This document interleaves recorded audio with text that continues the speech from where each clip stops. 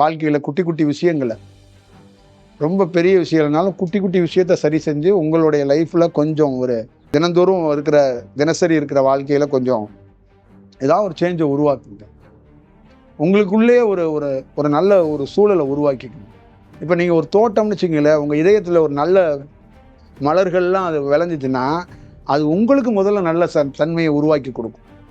அதான் வேணுங்கிற. அது இன்னொருத்தர் பார்த்து ரசிச்சுட்டு வர்றது அடுத்தது. முதல்ல உங்களுக்குள்ள ஒரு நல்ல தன்மை உருவாகணும் அப்படிங்கிறது தான் முக்கியம். இங்கே ஒரு தாய்க்கு என்ன வேணும்னா, குழந்தை ஆரோக்கியம் முக்கியம் கிடையாது. தாய் ஆரோக்கியமாக இருந்தால் தான் குழந்தை ஆரோக்கியமாக இருப்பான். ஏன்னா தாய்கிட்டேருந்து ஒரு எனர்ஜி குழந்தைக்கு பாஸ் ஆகும். அப்போ ஒரு தாய் எனர்ஜியாக இருக்கணும். அதுதான் ஒரு குரு. ஒரு குரு எனர்ஜியாக இருந்தாருன்னா பாஸ் ஆகும். குரு வேற மாதிரி சூனியம் பில்லி சூனியத்தில் இருந்தாருன்னா அந்த எனர்ஜி பாஸ் ஆயிரும். புரியுதுங்களா? அப்போ அது ஒன்று வேணும். அப்போ இந்த குழந்தை 20 வயசுல என்ன ஆகும்னா, அந்த தாயோடைய சின்ன சின்ன அந்த செயல் இருக்குல்ல, அது எல்லாத்தையும் ஒரு இடத்துல அது ரிஃப்ளெக்ஷன் பண்ணும், வெளிப்படுத்தும்.